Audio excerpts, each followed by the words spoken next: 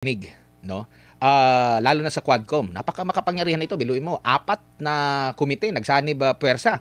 Maliban diyan, nagsanib din yung kanilang mga issues. Ibig sabihin, yung EJK, yung war on drugs, sinama na doon sa Pogo, at sa iba pang mga usapin. Ano po ang masasabi niyo ukol dito, sir?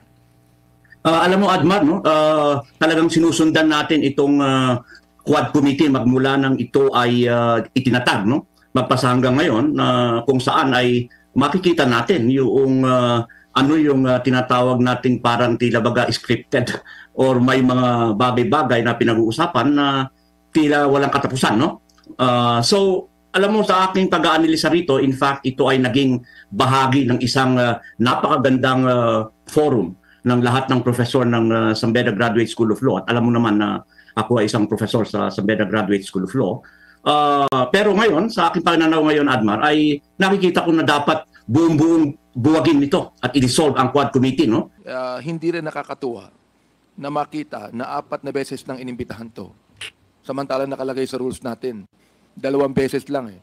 And then afterwards, you could be able to issue a contempt order, no? Hindi nyo kaya. Ganun lang kasimple, boss. No? Kasi kung kaya nyo, katulad ng ginagawa nyo dyan, na yung mga dinuduro-duro nyo ng mga maliliit na resource person, nakakaya-kayanin nyo, ang OBP at ang BP, hindi nyo kaya. Yes. Magandang araw muli sa inyo mga kasama. Dito naman si Goods nagbabalik. At kung hindi ka pa nakasubscribe sa ating channel, pasubscribe na lang po at hit mo na rin yung bell para updated ka sa ating mga video. Bago natin simulan natin talakayan at reaksyon, pasalamat muna tayo. Umabot na po tayo ng 123,000. Salamat po ng marami. Kung di dahil sa inyo, hindi natin mararating ito. Hindi ko na po kayo maisa-isa dahil napakarami. Ano meron? Ano meron? Bakit parang nag-iiyakan na ito? Ito ay kasalukuyang nangyayari pa lang yung hearing na ito, ha. Meron tong sinasabi.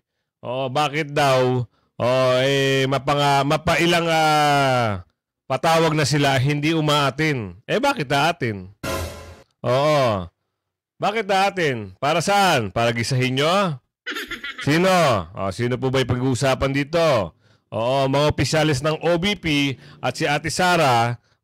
Makailang patawag na raw po sila, bakit hindi umatin? May pagbabanta pa to eh. Sino? Ito, kung sino yung nasa screen. Nagbabanta pa, baka sa susunod daw i-cite in contempt na raw. Sa susunod na sumpena. Di kwento nyo sa bagong para may maniwala sa inyo. At abangan nyo mga kasama. Sa dulo ng ating video, sasabihin doon ng mga grupo ng mga abogado. Galit na po sila dito sa mga... parang nagpaplano na sila. Yung mga abogado po, grupo po ito. Grupo ng abogado. Parang pinagpaplanuhan na po ito, mga nasa tuwad ko.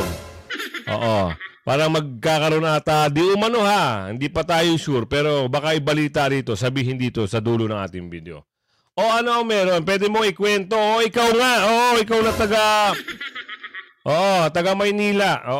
Noong nakaraan, ang bait-bait mo sa interview. Ngayon, parang bumabalik na naman yung totoo mong ugali. Nakapag-preach ka ba noong nakaraan? So, kwento mo. Para maniwala sila. Kung hindi sila maniwala, di sorry ka. Ano yung meron? Hindi rin nakakatuwa na makita na 4 na beses nang inimbitahan to. Samantalang nakalagay sa rules natin, 2 beses lang eh. And then afterwards, you could be able to issue a contempt order, no? Hindi nyo kaya. Ganun lang kasimple, boss. No? Kasi kung kaya nyo, katulad ng ginagawa nyo dyan, na yung mga dinuduro-duro nyo ng mga maliliit na resource person, nakakaya-kayanin nyo, ang OBP at ang BP, hindi nyo kaya. Subukan nyo lang. May nagsabi dito, mga nagko-comment dito. Subukan nyo lang na ipimpeach si Ate Sara. Baka magkaintindihan daw. Yun ang sabi ni Aling Mildred dito. Ano pa? Para maalaman ng mga taong bayan na meron din pala kayong kinakatakutan. Sige. Pero ito Pang-apat na kayong hindi naka-attend. Pang-lima ng imbitasyon to. So nakikita nyo ang kabaitan ng Committee on Good Government na pinapangunahan ni Congressman Joel Chua. So nais kong sabihin ulit, Ano sasabihin mo? Oo. May sasabihin daw siya, nag-loading si lang. Zuleika Lopez, Emmanuel Gonzaga Ortonio, Rosalyn Ladores Sanchez, Gina Acosta, Julieta Villa del Rey, Edward Fajarda, Sunshine Chari Fajarda. Huwag nyo naman kami hamunin ang committee ito na mag-issue na kami ng contempt order sa inyo. Sana mag-attend na kayo. Ngayon pong inibitahan kayo ng pang-5 beses. Sapagkat alam ko na, Mr. Chair, nakikinig itong mga taong to eh. Hindi naman... Gawin nyo! Subukan nyo nga eh. Para magkakaintindihan na kayo. Ang sabi rito ni Kuya Michael, bakit hindi nyo ginawa nung makalawa mga pangatlo? Ngayon pang-apat, magsasalita ka daw dyan at hahamunin mo yung mga opisyalis ng OBP. Tingnan natin kung anong mangyayari nga kung halimbawa pa talaga na magkaroon ng ganun. Saka may nagsabi sa amin, idinadivert na naman daw. Bakit? Yung issue nyo raw, hindi pa raw tapos. Yun ang sabi ni Kuya Edward dito. Di ba may issue pa raw kayo doon sa reward issue doon kaya Colonel Grijaldo? Hindi pa raw tapos yun. At saka doon sa press con nyo, sa interview nyo, nagbabait-baitan daw kayo. Ano kaya ang nasabi ng mga kasamahan mo patungkol doon, no? Na yung lalo na si chairman. Kung sino yung chairman nyo, ano kaya sabi sa inyo? Lang panghihimasok nyo na hindi nyo pinaalam sa committee. Baka, siguro talagang yun ay planado din. Ayun ang sabi rin ni Ate Marites dito. Kaya mahilig mag-Marites to eh. Tuloy! Sila ignorante sa hearing na ito. Nakikinig po sila dito. At kung narinig niyo po kami, nananawagan po kami sa inyo. Mag-attend na kayo sa next hearing po natin. At inyo natanggapin ang aming pagiging mabait sa inyo. So wow! Mr. Chair. Mr. Chair, may I be recognized? Pagiging mabait daw. Sana lang. Tingnan nyo naman. Galit na si Tatang. Di ba? Kasi alam nila, may paglalagyan sila. Siguro nakakaramdam na ito doon sa lugar niya. Nakakaramdam ka na ba, Tay? Wala na bang pumapansin pag kayo ay pumupunta sa mga barangay? Balita ko nga doon sa barangay sa nasasakupan ni Tatay. Parang kada tingin sa kanya ng mga tao, parang gusto siyang tirisin na parang kuto. Ayun ang sabi sa amin. Hindi naman kami masyado nagpapaninawa hanggat hindi namin nakikita eh. Pero pakiramdam namin, yun nga. Tuloy. Nice. Congressman Alonto. Yeah, Mr. Chair, just a quick manifestation as well, just to re-echo the sentiment of our colleagues here, Chairman Abante. Mr. Chair, I noticed also the position paper that was sent to us by these resource persons that we have invited, that they have cited the Calida versus Trillanes case as ruled by the Supreme Court. Yan, no? Mr. Chair, ano naman kinalaman dyan? Diba? Sabi ko niya sa mga kasama, kung ano-ano lang ang ipapasok dito eh. Hindi ako, kung ako magkamali, correct nyo lang ako mga kasama. Parang 4 na committee ata ang pinagsama-sama rito eh. No? Parang gusto lang silang lahat na committee ay mag-imbestiga patungkol dito kung sino-sino ang mga Duterte, Ate Sara, si Tatay Digong, lahat na committee against doon. Bakit? Ano bang ginawa sa inyo ni Tatay Digong? At ni Ate Sara? Ba't gigil na gigil kayo? May nagsabi nga, subukan nyo i-impeach. Subukan nyo i-impeach si Ate Sara. Ang sabi dito ni Manong, ano pangalan ito? Manong Sordereno. Sabi niya, subukan nyo para lumabas na ang 32 million. At makita nyo kung gaano ka-solid ang 32 million na yan. Tuloy. there's no portion in that ruling of the Supreme Court where it says that the invitation of a certain individual may not appear in the committee proceedings. It merely imparts there in the ruling, Mr. Chair, that particular ruling by the Supreme Court, impart there that the Congress must, again, be conscious about the rights of the invited persons. Hindi ho nang sinasabi doon na may right na hindi pumunta. Abogado ka ba, kuya? Saan mo nabasa yan? Yung sinasabi mong ruling. Kung abogado ka, dapat, oo, malalaman mo yan eh. Hindi ko sure kung abogado ka kasi itong mga inaakusahan nyo, ay abogado yan. Si Ate Sara. So may abogado pa siya. Oo. Eh siyempre alam nila kung ano yung nasa batas. Kung papatinin sila o hindi. 'Di ba? Ano yung sinasabi mo na yan? Saan mo nakuha yan? Pwede ba bigyan mo kami ng slide o isang presentation na nandyan yan yung sinasabi mo na, ano ba nga yun? Ulitin mo? Wala pong doon sa ruling na yon, kasi yung pong in-invoke nila na ruling na yon sa kanilang response sa ating komite, na wala pong sinasabi doon sa ruling na yon na wag silang pumunta. In fact, ang sinasabi lang po doon ay nire-remind at sinasabi sa Congress na maging conscious tayo sa rights ng mga invited persons. In fact, Mr. Chair, refusal to attend a committee hearing, Mr. Chair, constitute a violation under the revised penal code doon po sa Article 150 na ang penalty nito ay aresto mayor. In fact, we are being given... Eh bakit hindi yung arestuhin? Eh nakailan na palang hindi pupunta. Bakit hindi nyo arestuhin? At saka yung kailangan i-present mo yan dyan. Pakita mo sa mga tao, gawan mo ng slide, eto yung nasasaad na nabasa ko sa ruling ng... Wag yung mga salita lang. Hindi pa pwede yun. Hindi po obra yun. Lalong-lalo na, wala na po kayong dignidad patungkol sa mga tao. Ilang milyon ang makakalaban nyo. If ever lang po, ayon yan doon sa mga nagre-reaction. 32 million versus, kung ilan lang po yung bumoto sa inyo, yung mga ilan-ilan, sabihin natin 1,000. Imagine. Imagine. Kuya, ikaw na lang mag-analyze. Total naman, maganda yung pormahan mo. Medyo maganda-ganda siguro yung brain mo. Hindi ko lang alam kung talagang, Ganto, 32 million, ikaw, kuya, ilang ba bumoto sa'yo? Pag samasamahin nyo na yung boto nyo ni, ilang kayong mga tuwadcom dyan. Pag samasamahin nyo na, doon, sa 32 million, di ba, mas malayo? Kaya po, wag, hindi nyo mapapaniwala sa mga bunganga lang. Kailangan meron kayong may pakita na galing talaga na ruling, ipe-present mo, ito yung ruling na yun. Ito, pasahin nyo. Ito yung sinabi dyan. Dapat ganun. Kwentong kotsero. Di umano, ang sinasabi mo dyan, kuya.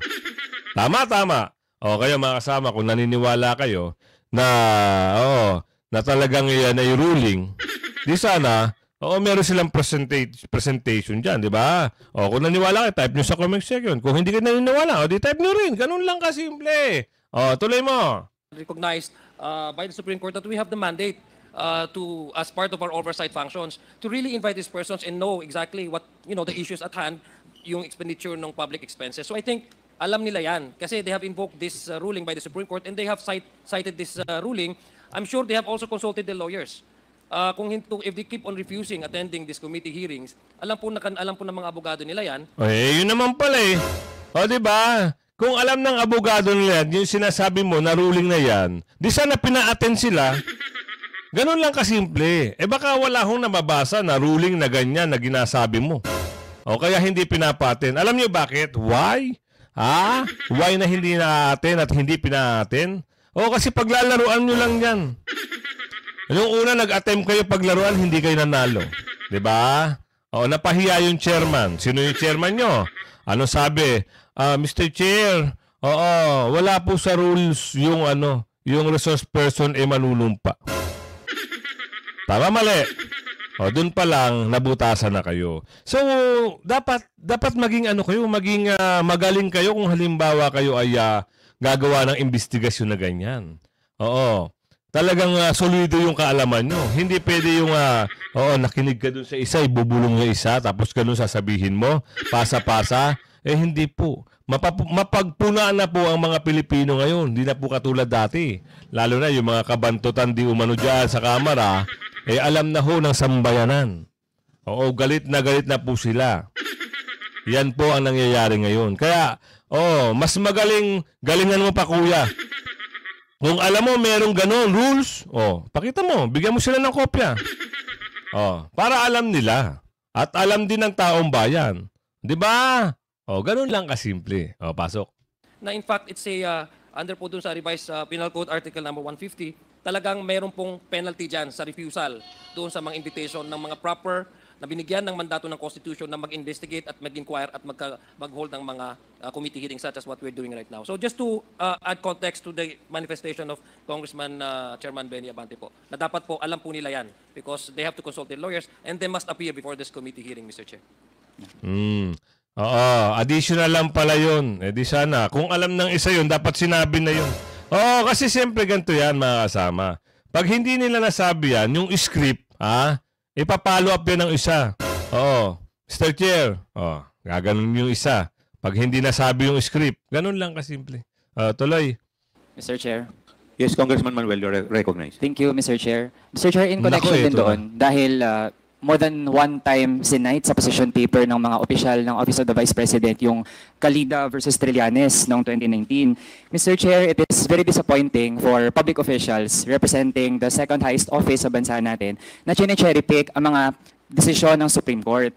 Mr. Chair, in addition sa nabanggit ng colleague natin, kaya naman tayo umabot sa subpoena ad testificandum at hindi na lamang simpleng imbitasyon kasi yung mga input na gusto nating makuha mula sa mga opisyal na napangalanan ay crucial na mga impormasyon at hindi na lamang optional or add-on na mga impormasyon in line with the topics of our investigation or inquiry. Tsaka Mr. Chair, hindi nila sinight na actually yung petition nung nag-file versus kung sino yung dapat sumagot. Mr. Chair, this Supreme Court petition was actually dismissed.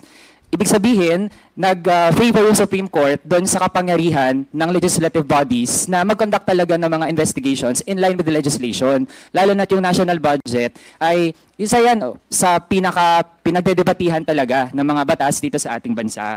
And Mr. Chair, sa position paper kasi ang dami talagang palusot pero hindi pa maayos yung mga palusot na binibigay. At actually, lalo lang na ina-undermine at hindi nire-respeto yung trabaho ng mga mambabatas, kinukasyon na hindi ito in idle legislation, wala daw jurisdiction yung committee, nasa Supreme Court na daw.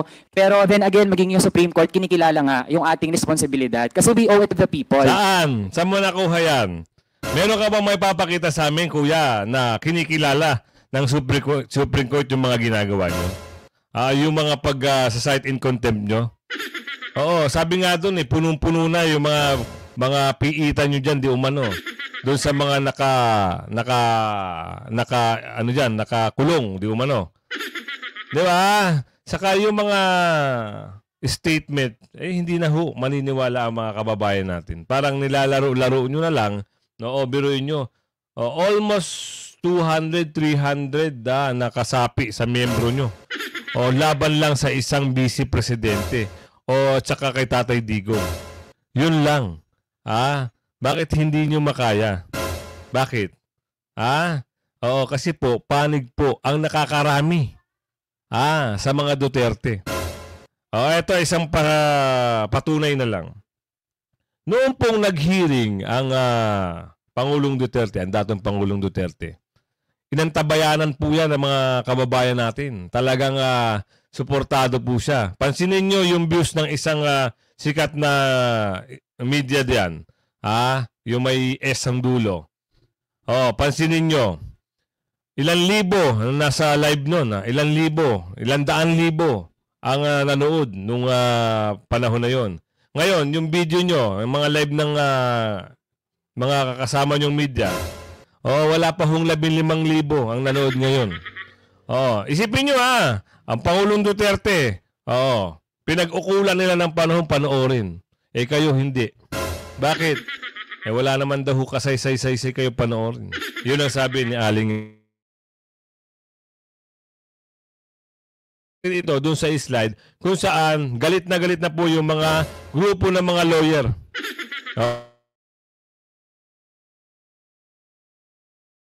Nung i-quit yung video natin.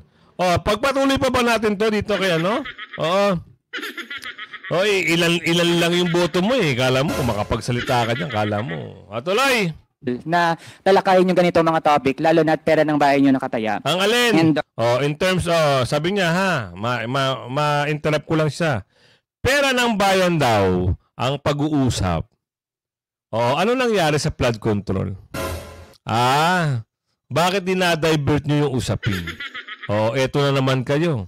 Tatabunan nyo na naman ba yung usapin dyan sa Bicol?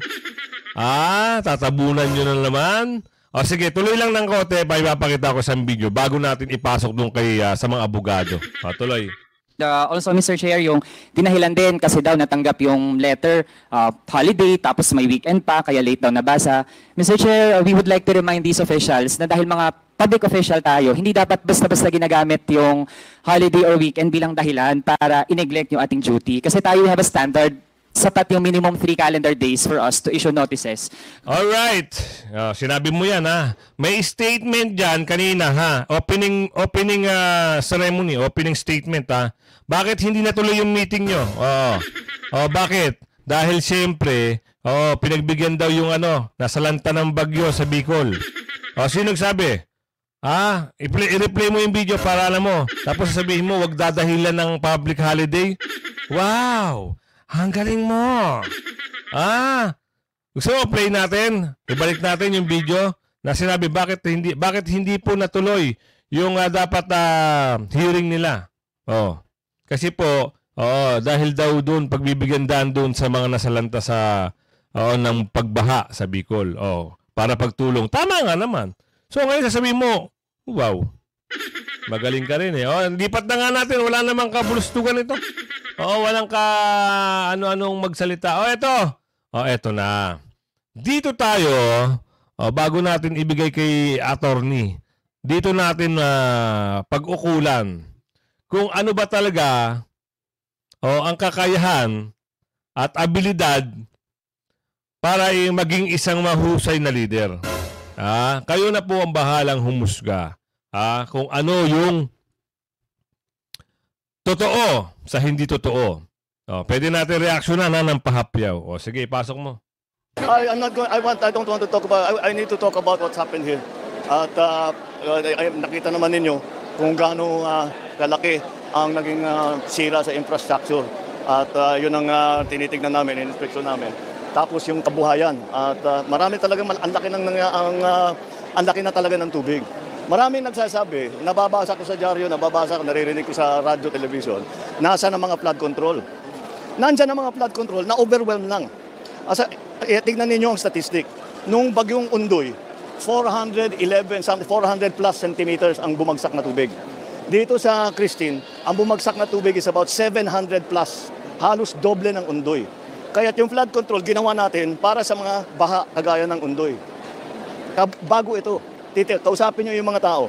Yung mga lugar na gumuho ang lupa, ngayon lang nangyari yan. Hindi pa nangyari sa buong buhay nila, sa buong kasaysayan ng mga lugar na yun na gumuho ang lupa dahil napakalaki ng tubig.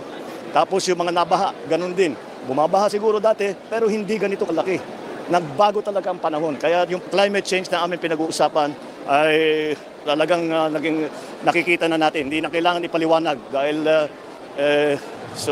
unfortunately, nararamdaman na talaga natin na sarili natin.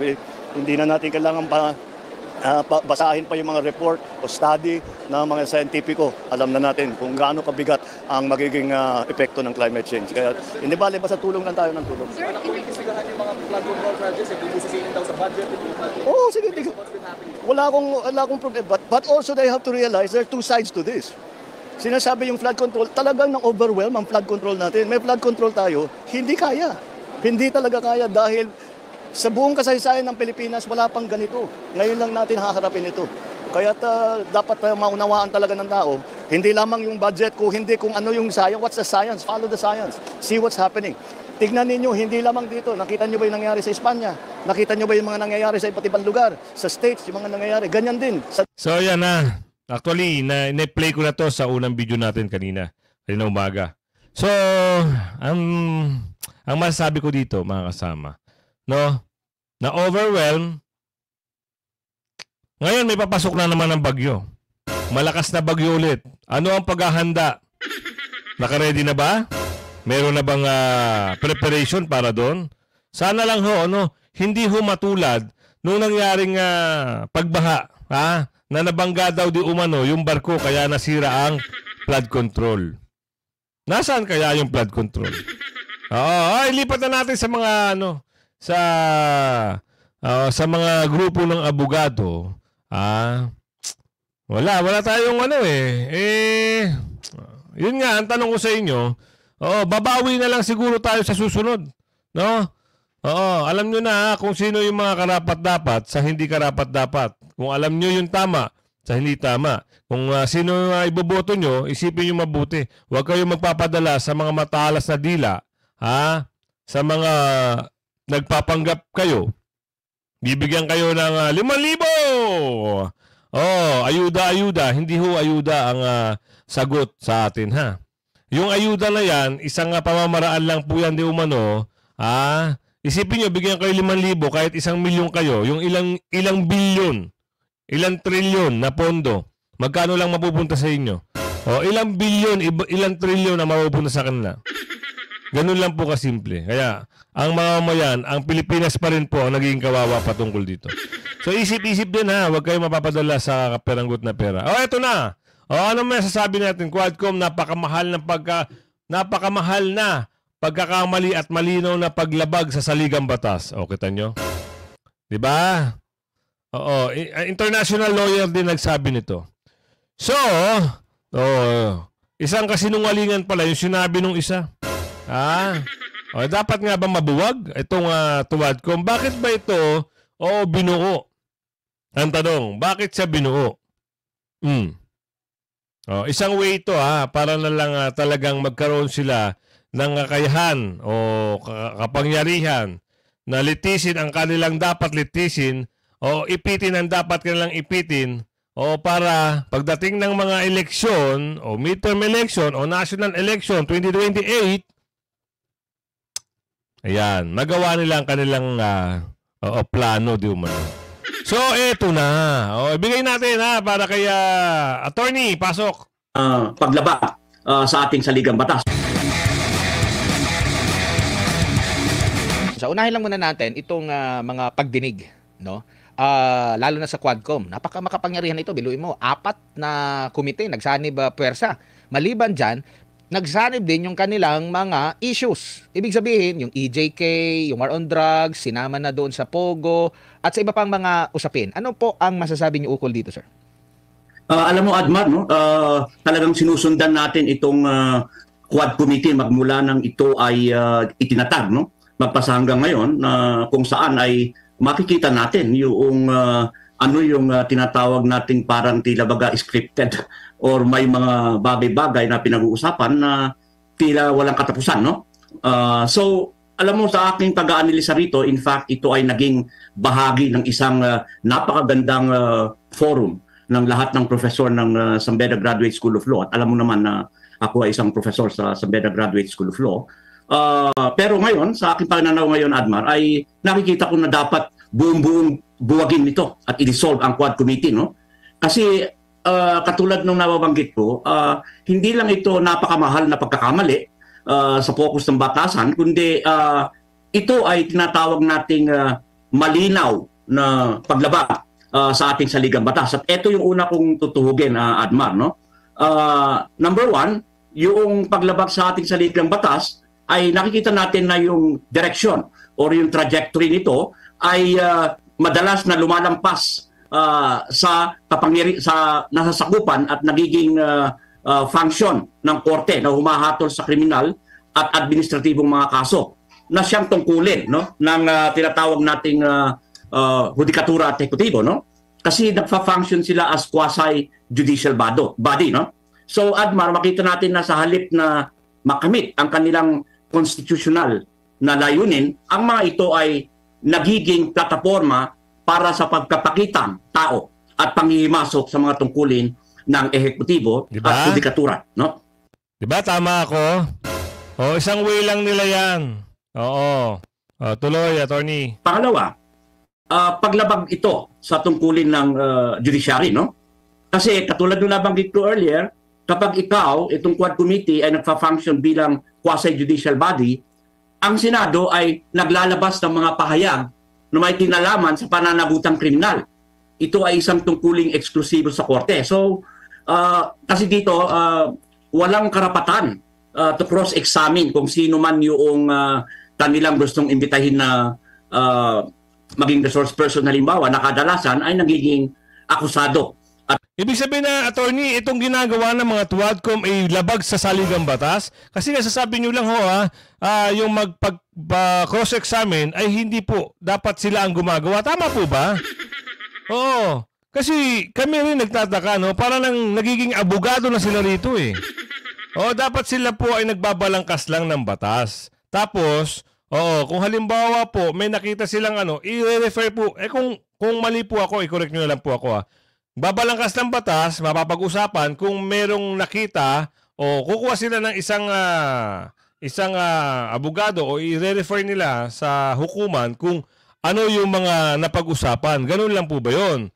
Pero ang napapansin po natin, attorney, dito sa sitwasyon na ito, lalo-lalo na yan sa mga Tuadcom na yan, sila na po ang mga nagko-cross-examine. Minsan hindi maganda yung pagka-cross-examine nila Talagang below the belt na po yung mga lumalabas sa mga bibig nito mga ito Kaya napakapangit pakinggan, lalong-lalo na sa ating mga kababayan, minsan, yung kahit hindi dapat marinig, lumalabas, nababanggit sa kanilang mga usapin.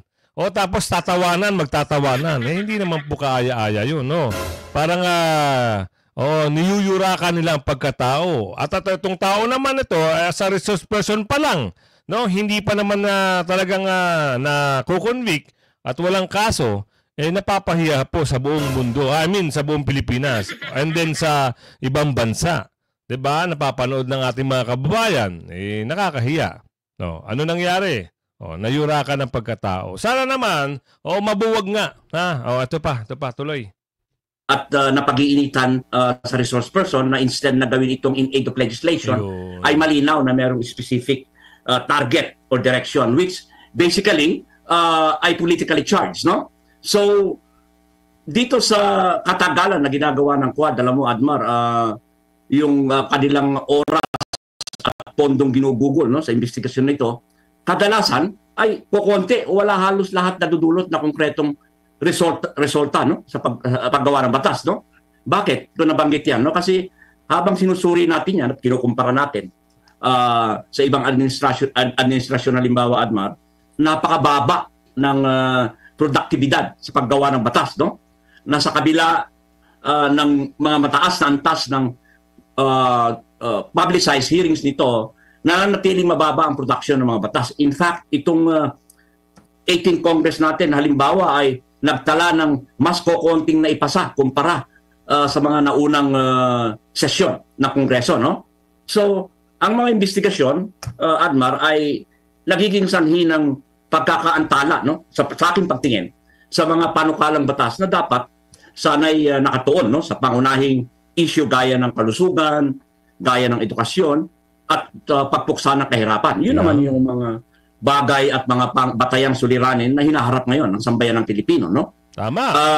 Kaya itong aking panukala na dapat ito na yung pagkakataon na buwagin na itong Quad Committee dahil nagpapabigat ito sa buwis ng bayan. Hindi lang naman ito malaki ang pondong nalulustay dito sa pagsasagawa ng isang malakihang investigasyon. Katulad ng nabanggit mo, pinagsama-sama lahat sa isang committee na sumasaklaw sa mga pangangailangan sa suporta sa administrasyon, mga tauhan, at alam natin yung logistical na gastusin nito.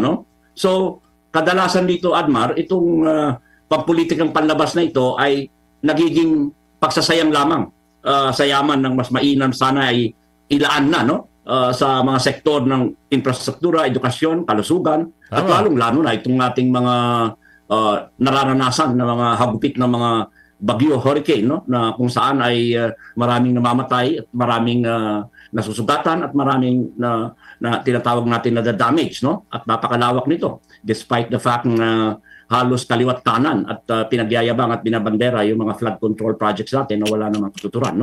So, ang isang napakalinaw at matingkad dito, Admar, na bakit kailangan i-dissolve itong Quad Committee ng Senado ay maraming investigasyon sa Senado, katulad ditong sa Quad Committee, na tila isinusulong ang tinatawag nating pansariling interes o layunin ng ilang grupo ng individual. Tama. So politically charged ang mga committee ito at mga investigations. Na ang mga tanyag na kaso, halimbawa tulad ng mga investigasyon na ginagawa ngayon, ay makikita natin na hindi tumutuloy at hindi nagkaroon ng tinatawag nating pagbabalangkas at pagpapalakas ng isang batas, no? Kaya dito rin ay kadalasan, Admar, nakakausap natin ang ating mga kababayan sa iba't ibang lugar ng Pilipinas, ay pagod na sila pagod na sila at mababa yung kanilang tiwala dito sa Quad Committee investigations Totoo nito, naman. no?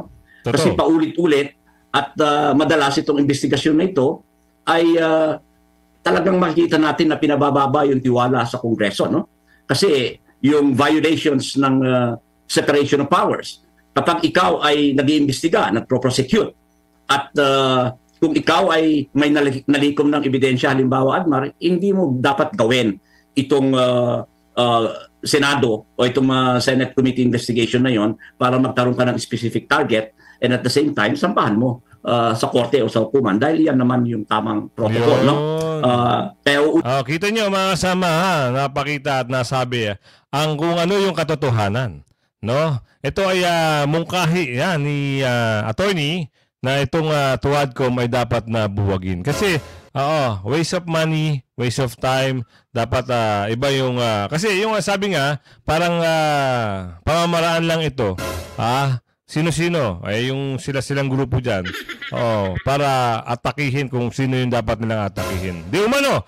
So ito hanggang sa muli kung meron kayong mga question, suggestion, komento, i-komento niyo lang diyan sa comment section at tayo ay patuloy pa rin na mag reaction video Sama-sama pa rin tayo. Salamat ng marami At bukas na umaga, morning pa rin, meron po tayong upload. Siyempre, araw-araw po yan. Pag hindi po nagno-notify sa inyo ang ating video, kalkalin nyo po si YouTube. Andyan lang po. Everyday po tayo, morning and afternoon, oras ng Pinas, meron po tayong upload. Hanggang sa muli, magandang araw. Bye-bye!